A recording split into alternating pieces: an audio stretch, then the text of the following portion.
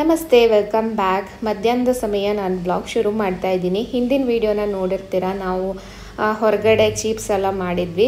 ಅದಾದಮೇಲೆ ಡ್ರೈವಿಂಗ್ ಎಲ್ಲ ಹೋಗಿದ್ದೆ. ಅದಾದಮೇಲೆ ಮನೆಗೆ ಬಂದು ಮತ್ತೆ ಇವಾಗ ಕಲ್ಲಂಗಡಿ ಹಣ್ಣು ಕಟ್ ಮಾಡ್ತಾ ಇದ್ದೀನಿ. ಈ ಬೇಸಿಗೆಯಲ್ಲಿ ಏನಾದರೂ ತಂಪಾಗಿ ತಿನ್ನಬೇಕು ಅಂತ ಅನಿಸುತ್ತೆ. ಹೆಚ್ಚು ಹಣ್ಣು ಅಥವಾ ಜ್ಯೂಸು ಹೀಗೆ ತೊಗೋಬೇಕು ಅಂತ ಅನಿಸುತ್ತೆ. ಎಲ್ರಿಗೂ ಕಟ್ ಮಾಡಿಕೊಟ್ಟೆ. ಅದಾದಮೇಲೆ ಇವಾಗ ರೆಡಿಯಾಗಿ ನಮ್ಮ ಚಿಕ್ಕತ್ತೆ ಮನೆಗೆ ಹೊರಡಬೇಕು.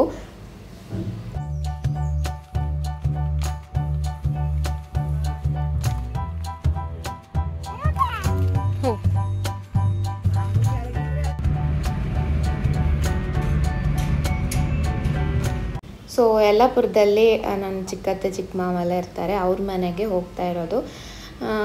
ಅತ್ತೆ ಕೂಡ ಇದ್ರಲ್ವ, ಸೊ ಅವರಿಗೂ ಹೋಗೋದಿತ್ತು. ಸರಿ, ಎಲ್ಲರೂ ಸೇರಿ ಹೋಗೋಣ. ಅವರು ಬರೋಕ್ಕೆ ಹೇಳಿದರು, ಊಟಕ್ಕೇ ಬನ್ನಿ ಅಂತ ಹೇಳಿದರು.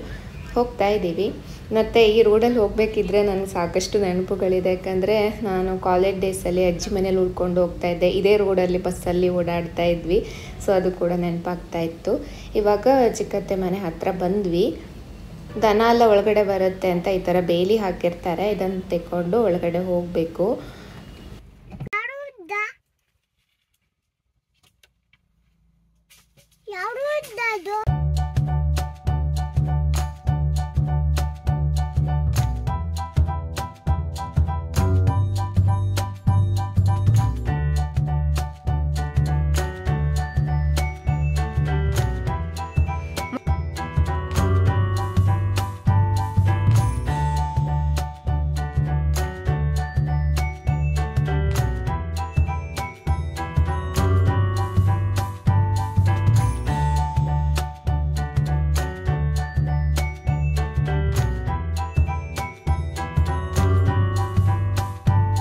ಇಲ್ಲಿ ಬಂದ ತಕ್ಷಣ ಫಸ್ಟ್ ನನ್ನ ಕಣ್ಣಿಗೆ ಬೀಳೋದೆ ಹೂವಿನ ಗಿಡ, ಗಾರ್ಡನ್ನು. ಅದು ಒಂದ್ಸಲ ನೋಡಿಕೊಂಡೇ ಒಳಗಡೆ ಹೋಗೋದು. ಅಷ್ಟು ಚೆನ್ನಾಗಿ ಕಾಣಿಸುತ್ತೆ. ಅಷ್ಟು ಗಿಡಗಳನ್ನು ಮಾಡಿದ್ದಾರೆ ಚಿಕ್ಕತ್ತೆ. ಸೊ ಪ್ರತಿ ಸಲ ಹೋದಾಗಲೂ ಕೂಡ ನಾನು ಇದನ್ನು ಮಿಸ್ ಮಾಡೋದಿಲ್ಲ. ಇವಾಗ ಒಳಗಡೆ ಹೋಗಬೇಕು. ಅನಾಗ ಒಂದ್ಸಲ ನಿದ್ದೆ ಮಾಡ್ಕೊಂಬಂದಿದ್ಲು. ಹಾಗಾಗಿ ಅವಳಿಗೆ ಸ್ವಲ್ಪ ಟೈಮ್ ಬೇಕಾಗುತ್ತೆ ಅಡ್ಜಸ್ಟ್ ಆಗೋದಕ್ಕೆ. ನಿದ್ದೆ ಮಾಡ್ಕೊಂಡೇ ಬಂದಿದ್ಲು. ಅಲ್ಲಿ ಗೇಟ್ ತೆಗೆದ್ವಲ್ಲ, ಅಲ್ಲಿವರೆಗೂ ನಿದ್ದೆ ಮಾಡ್ಕೊಂಡು ಬಂದಿದ್ದಾಳೆ.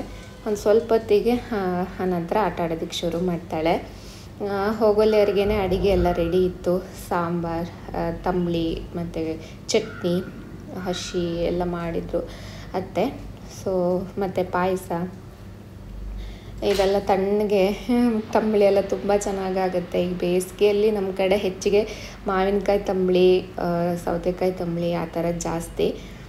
ಸೊ ಹಾಗೆ ಮಾತಾಡ್ತಾ ಇದ್ವಿ. ನನಗೆ ಇಬ್ಬರು ಅತ್ತೆಂದ್ರು ಹೇಳ್ತಾಯಿದ್ರು, ಇವಾಗ ಸಣ್ಣ ಆಗಿದೆಯಾ ನೀನು ಅಂತ. ನಾನು ಊರಿಂದ ಬೆಂಗಳೂರಿಗೆ ಬಂದಮೇಲೂ ನನ್ನ ವೇಟ್ ಏನೂ ಏರುಪೇರು ಆಗಿಲ್ಲ. ಅಷ್ಟೇ ಮೇಂಟೈನ್ ಆಗಿದೆ. ಬಿಕಾಸ್ ನಾನು ಊಟದಲ್ಲಿ ಕಂಟ್ರೋಲ್ ಆಗಿದೆ. ಮತ್ತು ನಾನು ಜಾಸ್ತಿ ಊಟನೂ ಮಾಡೋಕ್ಕಾಗಲ್ಲ. ಎಷ್ಟು ತಿನ್ನಬೇಕೋ ಲಿಮಿಟಲ್ಲೇ ತಿನ್ನೋದು ರೂಢಿ ಆಗಿಬಿಟ್ಟಿದೆ. ಹಾಗಾಗಿ ನಾನು ಏನೇ ಈ ಥರ ಎಣ್ಣೆಲಿ ಕರೆದಿದ್ದಿರ್ಬೋದು ಅಥವಾ ಏನೇ ಸ್ವೀಟು ಏನೇ ಮಾಡಿದ್ರೂ ಕೂಡ ಲಿಮಿಟಲ್ಲಿ ತಿನ್ನೋದು ಒಂಥರ ರೂಢಿ ಆಗಿಬಿಟ್ಟಿದೆ. ಜಾಸ್ತಿ ತಿಂದರೆ ನನಗೆ ಅಂದರೆ ತಡ್ಕೊಳ್ಳೋಕ್ಕೆ ಆಗಲ್ಲ, ಒಂಥರ ಕಷ್ಟ ಆಗುತ್ತೆ. ಹಾಗಾಗಿ ನನ್ನ ವೇಟ್ ಏನೂ ಗೇನ್ ಆಗಿಲ್ಲ. ನಿನ್ನೆ ವಿವರೊಬ್ಬರು ಹೇಳ್ತಾಯಿದ್ರು, ನೀವು ಇವಾಗ ವೆಯ್ಟ್ ಲಾಸ್ ಮಾಡ್ತಾ ಇಲ್ವಾ, ವೆಯ್ಟ್ ಲಾಸ್ ವೀಡಿಯೋ ಹಾಕಿ ಅಂತ. ನಾನು ಇನ್ನೂ ವೆಯ್ಟ್ ಲಾಸ್ ಏನೂ ಮಾಡೋದಿಲ್ಲ, ಇದನ್ನೇ ಮೇಂಟೈನ್ ಮಾಡೋದು ಅಷ್ಟೇ. ಸೊ ಇವಾಗ ಬಾಳೆ ಎಲೆ ಊಟ, ತಣ್ಣಗೆ ಆರಾಮಾಗಿ ಕುತ್ಕೊಂಡು ಊಟ ಮಾಡಿದ್ವಿ. ಅಡುಗೆ ಎಲ್ಲ ತುಂಬ ಚೆನ್ನಾಗಿತ್ತು. ಶಾವಿಗೆ ಪಾಯಸ ಮತ್ತು ಆಲೂ ಪೋಡಿ ಎಲ್ಲ ಮಾಡಿದರು.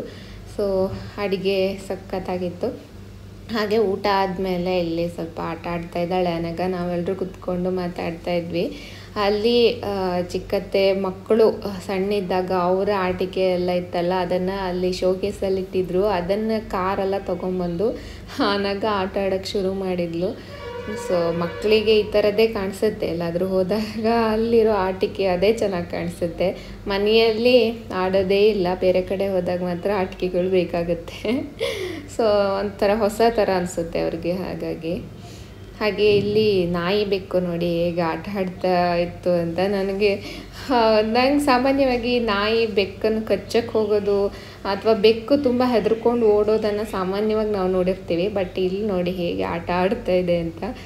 ಇಬ್ಬರು ಚೆನ್ನಾಗಿ ಆಟ ಆಡ್ಕೊಳ್ತಾವಂತೆ ಯಾವಾಗಲೂ. ಬೆಕ್ಕು ತುಂಬಾ ಜೋರು ಚುರಕ್ಕಿದೆ ಅದು.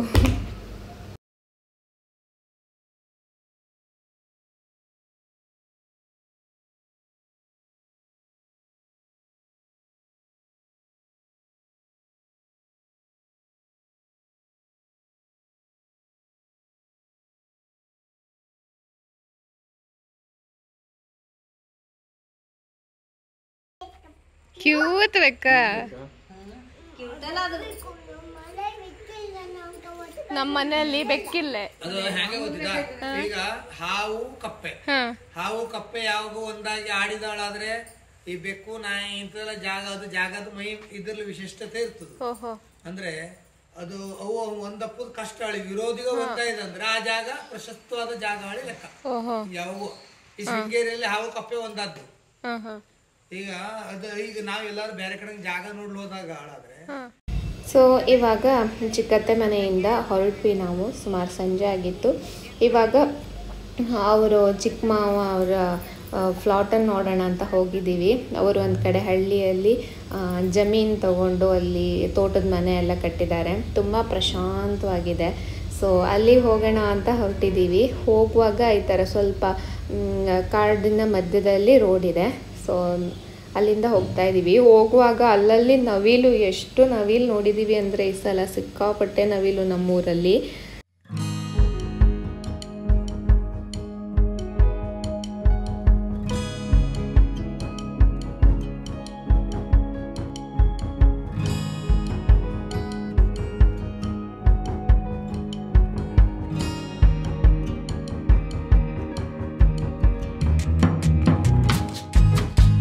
ಚಿಕ್ಕ ಮಾವ ಮೊದಲೇ ಬಂದಿದ್ದರು. ಸೊ ಆ ನಂತರ ನಾವು ನೋಡೋಣ ಅಂತ ಬಂದಿರೋದು. ನಾವಿನ್ನು ಇಲ್ಲಿ ಬಂದಿರಲಿಲ್ಲ.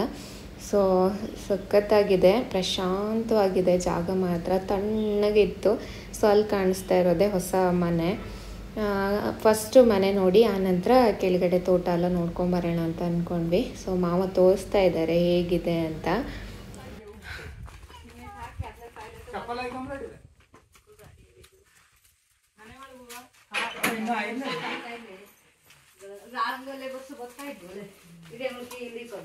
ನಾನು ಚಿಕ್ಕ ಮಾವ ಅವರ ತೋಟದ ಮನೆ ಹೋಮ್ ಟೂರ್ ಮಾಡ್ತಾ ಇದ್ದೀನಿ. ಅವ್ರು ನಂಗೆ ತೋರಿಸ್ತಾ ಇದ್ರು ವಿಡಿಯೋ ಮಾಡೋದಕ್ಕೆ. ಎಂಟ್ರಿ ಆಗ್ತಿದ್ದಂಗೆ ಒಂದು ಸಿಟ್ಔಟ್ ಏರಿಯಾ, ಅಲ್ಲಿ ಆರಾಮಾಗಿ ನಾವು ಚೇರ್ ಹಾಕೊಂಡು ಕುತ್ಕೊಂಡು ಹೊರಗಡೆ ವ್ಯೂ ನೋಡ್ಬೋದು.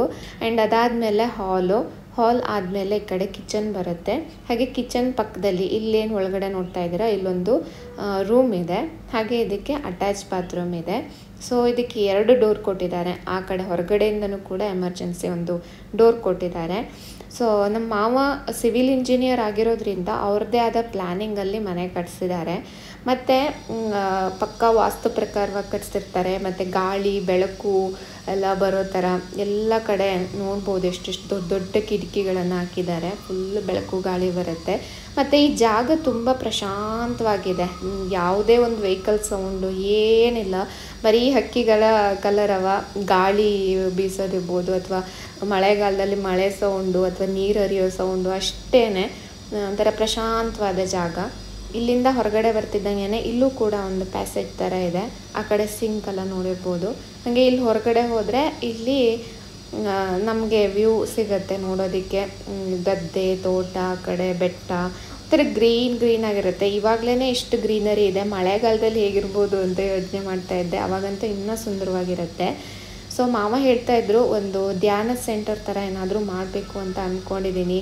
ಇತ್ತೀಚೆಗೆ ಎಲ್ರಿಗೂ ಕೂಡ ಒಂಥರ ಜಂಜಾಟ, ಜಾಬು, ಅದು ಇದು, ಪೇಟೆಯಲ್ಲಿ ಬರೀ ವೆಹಿಕಲ್ ಸೌಂಡ್ ಕೇಳಿ ಬೋರ್ ಆಗಿರುತ್ತೆ. ಎಲ್ಲಾದರೂ ಪ್ರಶಾಂತ ಜಾಗಕ್ಕೆ ಹೋಗಿ ಧ್ಯಾನ ಮಾಡಬೇಕು ಅಂತ ಅನ್ನಿಸ್ತಾ ಇರುತ್ತಲ್ಲ. ಹಾಗಾಗಿ ಏನಾದರೂ ಧ್ಯಾನ ಸೆಂಟರ್ ಏನಾದರೂ ಮಾಡಬೇಕು ಅಂತ ಹೇಳ್ತಾಯಿದ್ರು. ನೋಡೋಣ, ನಾನು ಅದೇನಾದರೂ ಆದರೆ ನನ್ನ ಚಾನಲಲ್ಲಿ ನಾನು ಮಾಹಿತಿ ಕೊಡ್ತೀನಿ. ಅದ್ರ ಬಗ್ಗೆ ಇನ್ನೊಂದು ಸಲ ವೀಡಿಯೋ ಮಾಡ್ತೀನಿ. ಮತ್ತು ನಾವು ಹೋಗುವಾಗ ಸ್ವಲ್ಪ ಸಂಜೆ ಆಗಿಬಿಟ್ಟಿತ್ತು. ಹಾಗಾಗಿ ವಿಡಿಯೋ ಕೂಡ ಅಷ್ಟು ಕ್ಲಿಯರಾಗಿ ಕಾಣಿಸ್ತಾ ಇಲ್ಲ. ಇವಾಗ ನಾವು ಮತ್ತೆ ಹೊರಗಡೆ ಬಂದು ಮೇಲ್ಗಡೆ ಹೋಗ್ತಾ ಇದ್ದೀವಿ. ಅಲ್ಲೇ ನಾವು ಹೊರಗಡೆ ಬಂದು ಮೇಲ್ಗಡೆ ಹತ್ತಾ ಇದ್ದೀವಿ. ಇನ್ನೊಂದು ಚೂರು ಕೆಲಸ ಬಾಕಿ ಇದೆಯಂತೆ ಅಷ್ಟೇ. ಮಿಕ್ಕಿದೆಲ್ಲ ಆಗಿದೆ, ಕಂಪ್ಲೀಟ್ ಆಗಿದೆ.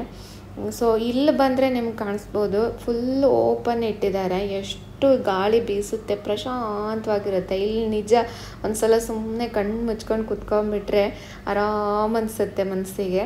ಅಷ್ಟು ಚೆನ್ನಾಗಿದೆ ಇಲ್ಲಿ ಮಾತ್ರ. ಗಾಳಿ ಮತ್ತು ಹೊರಗಡೆ ತೋಟ, ಬಾಳೆ ಗಿಡಗಳು, ಗದ್ದೆ, ಒಂದು ವ್ಯೂ ಪಾಯಿಂಟ್ ಅಂತಲೇ ಹೇಳ್ಬೋದು. ಹಂಗೆ ನಿಂತ್ಕೊಂಡು ನೋಡ್ಬೋದು. ತುಂಬ ಚೆನ್ನಾಗಿದೆ ಸ್ನೇಹಿತರೆ. ಸೊ ಇಷ್ಟೆಲ್ಲ ನೋಡಿಕೊಂಡು ಸಖತ್ ಖುಷಿ ಆಯಿತು. ಅದು ಲೇಬರ್ ರೂಮ್ ಅಂತೆ, ಅಲ್ಲೂ ಕೂಡ ಅಟ್ಯಾಚ್ ಬಾತ್ರೂಮು ಮತ್ತು ಕಿಚನ್ನು ಎಲ್ಲ ಮಾಡಿಸಿದ್ದಾರೆ. ಇವಾಗ ನಾವು ತೋಟದ ಕಡೆ ಹೋಗ್ತಾ ಇದ್ದೀವಿ. ಹೊಸದಾಗಿ ಹಾಕಿರೋ ತೋಟ ಇದು. ಆದರೂ ತುಂಬ ಚೆನ್ನಾಗಿ ಬಂದಿದೆ ಇವಾಗ. ಒಂಥರ ತಣ್ಣಗೆ ಅನಿಸುತ್ತೆ ನೋಡಿ, ಒಂಥರ ಸ್ವಲ್ಪ ಅಂದರೆ ಇಳಿಜಾರು ಪ್ರದೇಶದಲ್ಲಿರೋದ್ರಿಂದ ತಣ್ಣಗೆ ಇದೆ. ಬಾವಿ ಅಲ್ಲೇ ನೀರು ಮೇಲ್ಗಡೆನೆ ಕಾಣಿಸ್ತಾ ಇರ್ಬೋದು.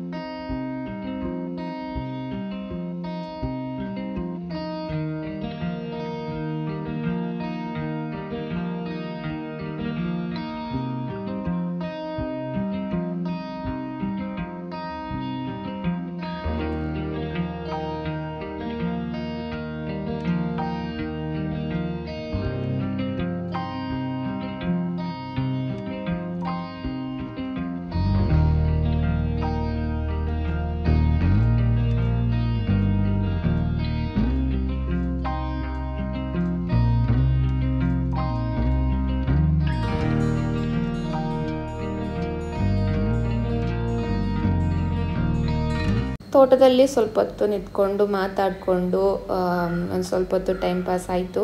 ತುಂಬ ಚೆನ್ನಾಗಿ ಪ್ರಶಾಂತವಾಗಿರುತ್ತಲ್ಲ, ಹೋಗೋದಕ್ಕೆ ಮನಸ್ಸಾಗಲ್ಲ, ತಣ್ಣಗೆ ಇತ್ತು. ಸೊ ಅನಗಂಗೋಸ್ಕರ ಚಿಕ್ಕ ಮಾವ ಬಲೂನ್ಸು ಮತ್ತು ಬಳೆ ಎಲ್ಲ ತೊಗೊಂಬಂದಿದ್ರು ಪೇಟೆಯಿಂದ, ಸರ್ಪ್ರೈಸ್ ಅಂತ. ಅನಗ ಇವಾಗಲೇ ಹಾಕ್ಕೊಳ್ತೀನಿ ಅಂತ ಅಷ್ಟು ಹಾಕ್ಸ್ಕೊಂಡ್ಲು. ಸೊ ಅವಳಿಗೆ ಬಳೆ ಅಂದರೆ ತುಂಬ ಇಷ್ಟ ಆಗುತ್ತೆ. ಇವಾಗಲೂ ಕೂಡ ತೆಗ್ದಿಲ್ಲ, ಕೈಗೆ ಹಾಕ್ಕೊಂಡೇ ಇದ್ದಾಳೆ. ಸೊ ಇಷ್ಟೇ ಹೇಳ್ತಾ ಇವಾಗ ನಾವು ಇಲ್ಲಿಂದ ಹೊರಡ್ತೀವಿ ಸ್ನೇಹಿತರೆ. ಇವತ್ತಿನ ವಿಡಿಯೋ ಇಷ್ಟ ಆದರೆ ಒಂದು ಲೈಕ್ ಮಾಡಿ, ಸಬ್ಸ್ಕ್ರೈಬ್ ಮಾಡಿಲ್ಲ ಅಂದರೆ ಪ್ಲೀಸ್ ಸಬ್ಸ್ಕ್ರೈಬ್ ಮಾಡ್ಕೊಳ್ಳಿ. ಸಿಗೋಣ ಮುಂದಿನ ವಿಡಿಯೋದಲ್ಲಿ. ಅಲ್ಲಿವರೆಗೂ ಖುಷಿಯಾಗಿರಿ. ನಮಸ್ಕಾರ, ಬಾಯ್.